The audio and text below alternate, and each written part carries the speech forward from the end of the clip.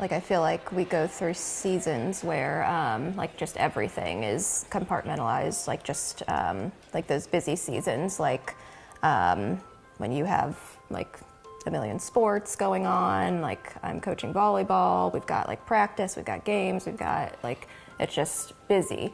And it's, like, we barely sit down to eat together, you know, like those type of busy times. And it's hard because it's all good things. Like, it's, you know, it's fun, it's family stuff, but we're not always, like, together. And so I feel like we're in those seasons, like, more often as our kids get older even. Like, I feel like it's just going to get busier. And so, I don't know, just trying to find a way to, like, still be intentional in, like, our time together, and to build in the time that we need to, because, like, no one else is gonna do that for us. You know, if we don't do that, like, our kids are gonna not, you know, see those times as special.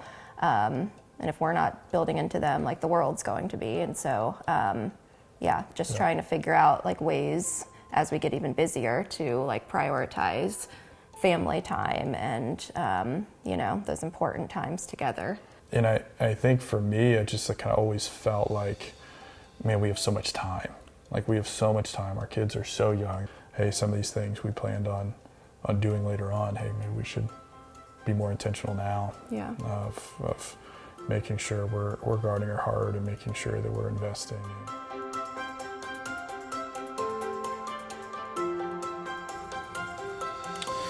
Well, that's the Blankenship family who are members here at Centerpointe, and she said something really important when it comes to the busyness of life, which we all relate to. We all have the stories of busyness. She said if we don't build in time together, nobody else is going to do that for us. Nobody else is going to do that for us. Nobody else is going to build our family relationships for us. We have to do that. And the question is, how do you do that well when we're pulled in 100 different directions all the time? Well, that's what we're going to look at today and hopefully answer. And the good news is, it doesn't take more time. Now, last week we launched this series by talking about the foundation of every relationship, which is found in Ephesians 5:21, where Paul says, submit to one another out of reverence for Christ. So the idea is that everybody in the family relationship, everybody in the family unit submits to one another. That doesn't mean that nobody leads. Of course, somebody has to make decisions, but it just means that we're going to approach our relationships within this family from a servant mindset. I've got two titles in my family, right? I'm a husband to Janelle. I'm a dad to Campbell and Carter, okay? My role as a husband is to serve Janelle. My role as a father is to serve Campbell and Carter. So it's really about just adopting this mindset that Jesus had, that I'm not here to be served, I'm here to serve you. I'm here to serve others. And we asked this question last week. This is what I challenged you to ask. Is there anything I can do for you? Is there anything I can do for you? This is the question right here of mutual submission. And when we start asking this question, we're doing what Paul instructed us to do in Philippians chapter 2, verses 3 and 4. We're considering others more significant than ourselves. We're not looking just to our own interest, but to the interest of others. And if we start there, it is a firm foundation for building strong relationships. And it doesn't just work in families. It works for every relationship that you have. Ask this question of your boss. It will change the relationship. If you're a boss, ask this question of your employees. It will change the culture in your office. Ask this question of your friends. It will change the dynamic there. But even if it doesn't change that, it will change you. It will change you, because asking this question, it puts you in the posture of serving. And that was and is the posture of Jesus. It's the posture we're all called to as Jesus followers. Now, today's message is going to be geared a little bit more toward parents. So if you're not a parent, take notes for the parents you know. If you're an empty nester, you just say amen a lot. Okay? Thank you. It's a great start. I like this crowd. All right, but honestly, the principles we're going to talk about today really apply to everybody. We're going to look at it through a parental lens, but it really applies to everybody if we're willing to kind of dig in and begin to spend these kinds of times investing in our faith. You've heard this phrase before, the days are long, but the years are short. The days are long, but the years are short. If your kids are between 0 and 10, you understand long days. Diapers and tantrums and constant cleanup and lack of sleep and potty training and blowouts and baths, wiping heinies, changing clothes, piles of laundry, picking up Legos, stepping on Legos. Wiping heinies. Did I say that? After Campbell was potty trained, if he had to go, to the bathroom, number one, and we were out, it was a challenge. It was a challenge because he was too short to reach, and it was too risky to have him sit because if he fell in, well, I'd have to throw him away. So I didn't want that to happen. So I figured out how to break the system, and this is a parenting hack. I think I may have shared this before, but I would for guys, if you're equally disgusted by men's restrooms like I am, I would just hold him horizontally like this. It was called. He would just kind of plank in my arms like this, and it was really good here. Like it really engages the quads, the biceps. You got to keep your back straight. But I mean, it was a great workout, especially when he was 13. And so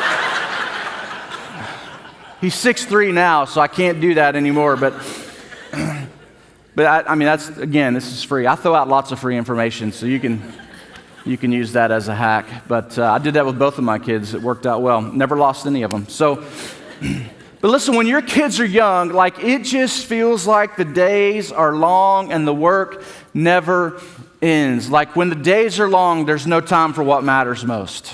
Like a lot of you are in this season right now. It just feels like there's no time for anything, for yourself. Like you don't have time for date nights. You don't have time for rest. You don't have time for reading. You don't have time to shower. You don't have time to brush your teeth. And some of you are just there right now. You're just in the middle of long days. But I'm telling you what, after age 10, something happens. They become more independent, and you feel like you can sit down and take a breath, and when you get up, they're graduating. Amen. When you go to sleep and wake up, they've just grown up. We would have people tell us all the time, man, the time just goes by so fast. If you're a young parent, you hear that all the time. It just goes by so fast. You hear that so much that you kind of tune that out. But I'm telling you, it's a real thing. Like last night, we drove our oldest son, Campbell. He just finished his freshman year of college, and we're driving his stuff back. Carter just turned 17 a few weeks ago. When I started here, Campbell was 1 month old. He was 1 month old. And you guys told me it would go fast. You didn't tell me to go that fast. What's wrong with you? It's crazy. So I remember long years, but I'm living our long days. I'm living the short years. See, when the days are long, there's no time for what matters most. But when the years are short, what matters most is time. How many of you know that? When the years are short, what matters most is time. It's the one thing you can't get back. You can always make more money. You can't make more time. And for those of you that still have kids at home, I'm telling you, the clock is running out. And before long, they will be out from under your roof. And the thing that you do not want when that happens is regret.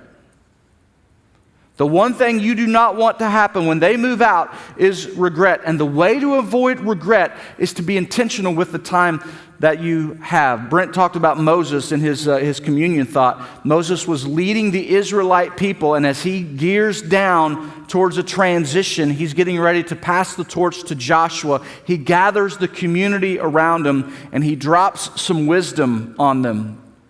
He says this, "These are the commands, decrees, and laws the Lord your God directed me to teach you, to observe in the land that you are crossing the Jordan to possess, so that you, your children, and their children after them may fear the Lord your God as long as you live, by keeping all his decrees and commands that I give you, so that you may enjoy long life." So he's saying, listen, I'm going to give you a framework.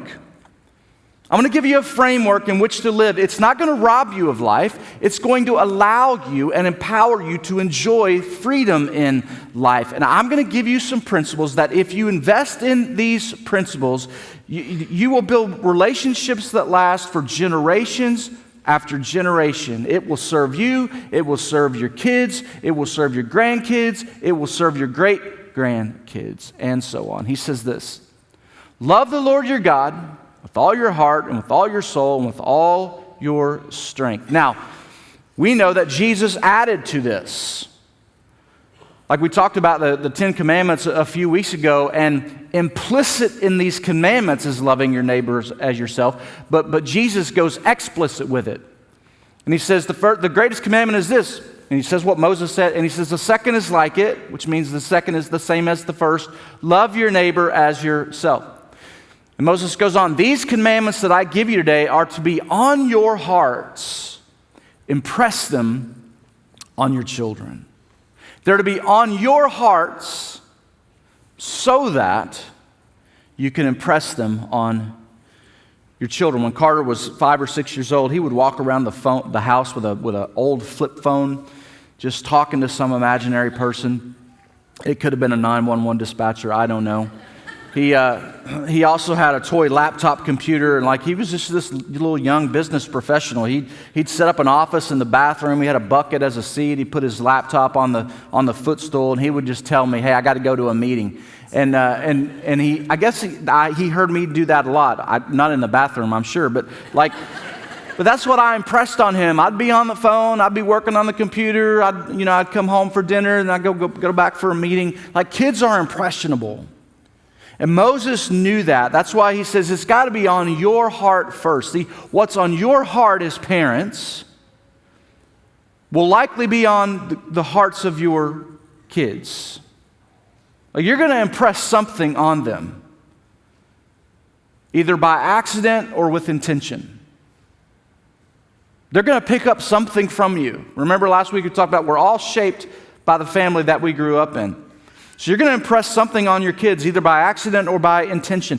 How you treat people will likely be how they treat people.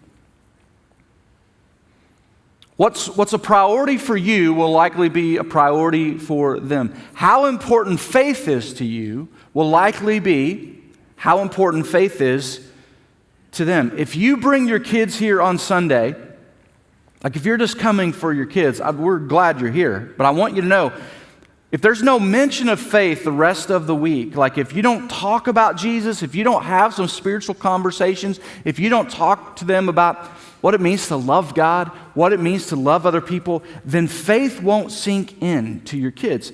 And here's why. We only get them for an hour. We get them here for 1 hour a week. You get them at home for 80 plus hours a week, which means this, that what you do at home matters way more than what we do here. What you do at home matters way more than what we do here. That's why we want to partner with you as parents. That's why we put a small group leader in the life of your child who's going to be a third voice, who's going to partner with you to speak truth into them and impress faith on them. That's why we put resources in your hand. Downstairs we have a parent resource wall. It is chock full of great content. On the CP Kids page of our website, we have the lessons that your kids are learning. And you can watch that. We have a devotional, weekly devotional that you can download and do with them at home. The memory verse that they're learning is on there so that you can do the memory verse with them. I mean, our CPC Kids staff team they're working hard week after week to help you as parents succeed at home. You don't have to figure out what to do. They're doing all that work for you. You just have to download it from your computer and then upload it to your kids. So take advantage of those resources to invest in your kids, to impress faith on them. If you've got something better, by all means do it. But if you don't, I'm telling you, we're putting you on the tee box. All you got to do is swing. And the one thing that keeps us from swinging, the one thing that keeps us from investing the time is feeling like we have no time. But my friends, when the years are short, what matters most is time. Moses is speaking a truth that transcends generations and it transcends cultures. That what's in us is what will be in our kids. And I'm just telling you, if we're busy and we're hectic and we're frantic and we're consumed by the stress of life, our kids will follow our patterns. They will model our behaviors. They will adopt our rhythms. The number of kids dealing with anxiety today is off the chart. It's insane. Now, it wasn't that way 30 years ago, so what changed? Everything changed. Everything changed. The pace of life changed. The expectations have changed. The instant access to information, instant access to gratification, the inability to distinguish what's true and what's not true. Social media, it's done extreme harm to our children, frankly, to a lot of us. But it is a huge driver for anxiety. Like, their worth is defined by how many likes and comments they get on a post. The reason we're doing this Scene Conference next Friday is because we want to give you tools and resources to help your kids navigate through this world that they're growing up in. I'm telling you, friends, what's coming to town next week is pure gold. And if you're a parent, if you're a grandparent, if you're an aunt, if you're an uncle, if you're a counselor, if you're a teacher, you should be here. Clear your calendar next Friday to be here. If you can't afford it, okay, a ticket is $15. A ticket for a couple is $25. And this is just covering the cost of the speakers. But if you can't afford that, we have somebody here whose heart is to sponsor. They do not want money. We do not want money to be a hurdle for you. So you can go to Guest Central. If you need a scholarship for this, go to Guest Central after the service and let them know. But you need to be here. Clear your calendar. Well, my kid has a game. I know. They will have more games. Well, we got a work event. I know, and you'll have more. Well, my daughter's getting married. I know, but...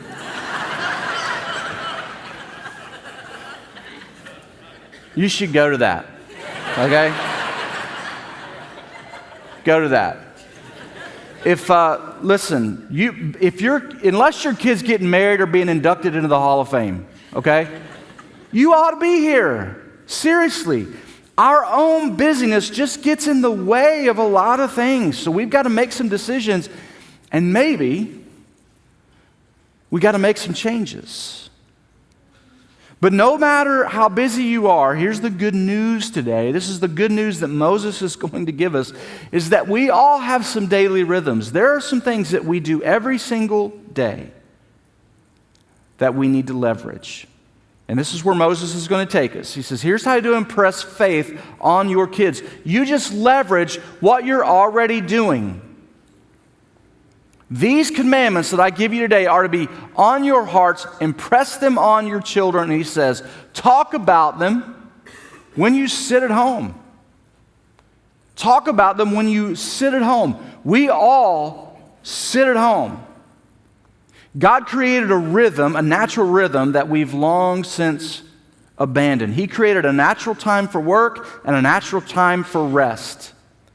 And thanks to Thomas Edison and his invention of the light bulb in 1879, we have replaced rest with productivity. We replace rest with productivity. We can work whenever we want. And so a lot of us, we work around the clock. Israelites worked from dusk till dawn. They took advantage of the sun. When the sun was up, they worked. So from about 6 a.m. to 6 p.m., the Hebrew day started at 6 p.m. It started at 6 p.m. So it didn't start with work. It started with rest, and it started with family.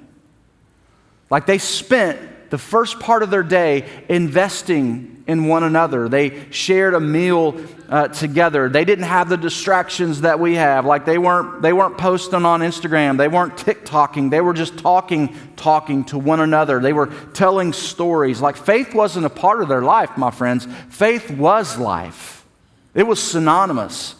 There wasn't like a work life and a home life and a social life. There was just one life. It's a spiritual life, and it revolved around faith. Everything in their life revolved around faith. They learned Scripture through oral transmission. Most Jews had the Torah memorized. The Torah is the first 5 books of the Bible. Most of them had that memorized because they didn't own their own copy. Their history, they memorized their history and they passed that down orally because that's all they had to work with. They told stories of faith to their children, like Moses crossing the Red Sea, like David slaying Goliath, like God coming to Elijah in a gentle whisper. They knew their history and they knew the faithfulness of their God because they talked about it while they sat at home. And so for us, what does that mean? It means that when we're home, we just need to be home. When you're home, be present. Unplug, disconnect, put the phone down. Like sit around the table and have a conversation with one another. Play a game together, work a puzzle together. And when you're doing those things, just have conversation. Talk about spiritual things. Talk about faith. Have a devotional time together. Again, right there on our CP Kids page on the web, you can download a weekly devotional. You can have these conversations with your kids at home. Be intentional about talking about spiritual things when you sit at home because we're all doing that. Then he says this, and when you walk along the road.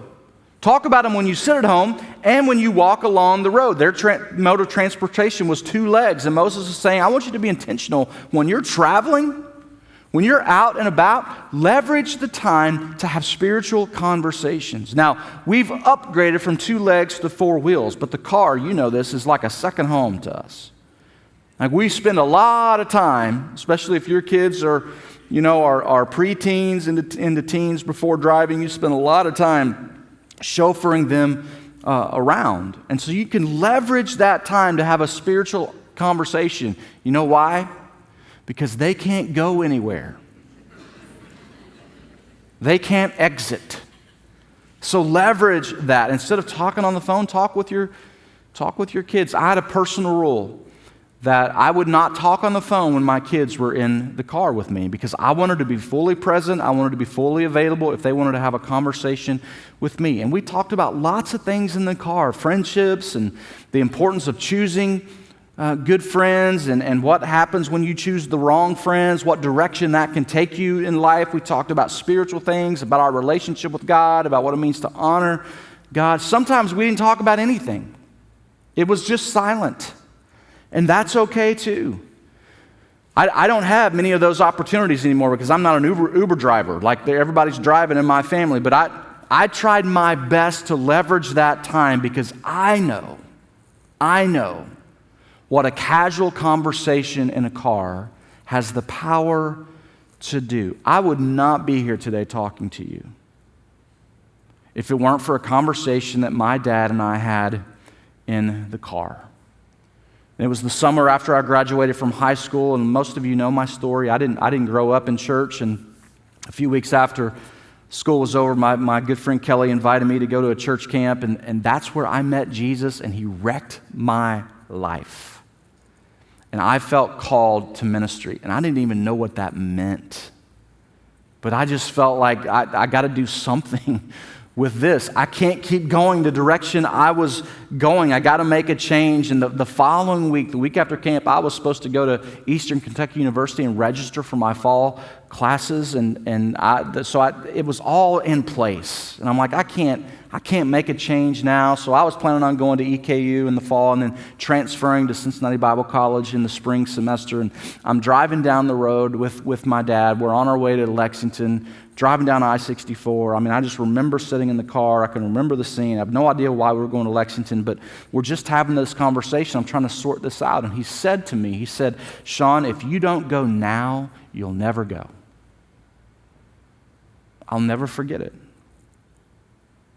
If you don't go now, you'll never go. And it changed right there for me.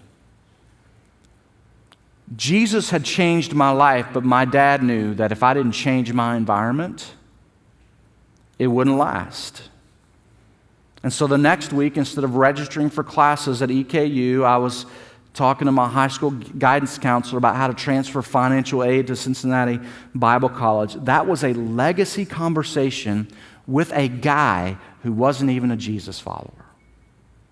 My dad didn't become a Christian until 11 years after that conversation. And it may never have happened if he hadn't leveraged the time in the car that day to speak wisdom into my life and to help me interpret a conversation. Listen, you think you're driving to basketball practice. You think you're driving to dance practice. You think you're driving to taekwondo or wherever it is you're taking your kids. God may be setting the stage for a life-changing conversation that will leave ripples for generations. Leverage the time. Don't just drive. Have conversation. Talk about things that matter. Talk about things that don't. But Moses says, impress these on your children. When you sit at home and when you walk and drive along the road, and here's another time he gives us, and when you lie down. Bedtime comes every night. When our kids were really young, Janelle and I would divide and conquer. So we didn't have more than 2 kids. We managed man-to-man coverage, okay? We didn't want to move to zone defense. So we would divide and conquer, and we took turns. She would do Campbell one night, and I would do Carter, and then we'd switch. And one night, we would read a Bible story and have prayer time, and I'm doing Campbell this night, and he says to me, he says, Daddy, I love God, but I don't like him right now. I'm like, whoa. Sounds like you need to talk to a pastor. Let me go see what your mom's doing right now. But I don't remember what it was. Like he was disappointed. I had a bad day, something didn't go well, and like he was blaming God, and boy, don't we do that as adults? And we talked about how God doesn't always intervene in our circumstances. It doesn't always happen, and God is okay if we're upset, if we're disgruntled with Him, and He invites us to come and have a conversation with Him. Like if your kids are little, you've got an opportunity right now to create a really good rhythm at bedtime that will open the door for a lot of conversations. Bedtime is like, it gives us counseling opportunities for our kids. And for some of you, your kids are, they're too old to be tucked into bed, but hear me. They are never too old for you to walk in and have a conversation. So walk into their room. Like that's their space in your house, but it's like symbolic of walking into their life. So walk in. You're part of their life. Walk in, ask them how they're doing. Walk in and ask, hey, is there anything I can do for you? Walk in and just say, hey, I want to pray for you and with you. Is there anything that we can pray about? Leverage the time to speak wisdom. Your teenager will hate it. 20 years from now, they'll wish they could do it. You could do it one more time. Because you wish that. It's just how life works. So take advantage of these evenings when we're winding down at home. And then one more rhythm. He says, and when you get up, a new day brings a new beginning, and we may have blown it the day before because that's what we do as parents. We blow it every day, but each morning is an opportunity for God's new mercies and new opportunities. And the role that we play in the morning is kind of like the role of coach. Like, use the morning as an opportunity to encourage your kids. Every morning we are sending them out the door into a world where they're going to be questioned, they're going to be challenged, and they're going to be knocked down more than once. And so we need to fill them up before we send them out. Like, there's a lot of noise that our kids have to filter through. There's lots of things they have to listen to and then interpret. And if you don't disciple your kids, guess who will? The world is just waiting to be their teacher. So if you don't disciple your kids, the world will. You need to be the loudest voice in their life. Leverage the morning to speak encouragement into their lives. Remind them that God loves them, and so do you. Remind them that God's for them, and so are you. And so these are things that we do every single day. None of you have to add this to your schedule. You're already doing these things. You don't have to make time for this stuff. Like, you're at home almost every day. I get some of you travel for work, but one of the parents is probably there. You're in the car a lot with your kids. You go to bed every night. You wake up every morning, which means this. Here's the great news. You don't need more time. You just need more intention. Just more intention. You can't get more time, but you can always be more intentional. So talk about loving God and loving people when you sit at home. Talk about it when you drive along the road. Talk about it when you lie down. And talk about it when you get up. These 4 rhythms, they're like 4 walls that are anchored into our foundation of submitting to one another. And if you invest this time now, you will build relationships with your kids that will last a lifetime. Parents, we've got a booklet that we created for you. And so you can pick this up today when you pick your kids up downstairs in their environment. If you don't have kids downstairs, you can grab one of these at Guest Central. But this is a resource that we created to help you be intentional with the rhythms that you already have in life so that your family can thrive, because that's a value that we have. So leverage this. Leverage the time. We're going to close today with a song this morning that's really nothing more than a prayer put to a melody. That's what most of our worship songs are. They're just a prayer that we sing out, that we put a melody to. It's called The Same God, and it's a song that tells the story of God's faithfulness. The God who was faithful to Jacob, the God who was faithful to Moses, the God who was faithful to David is faithful still. And my friends, we stand on His faithfulness.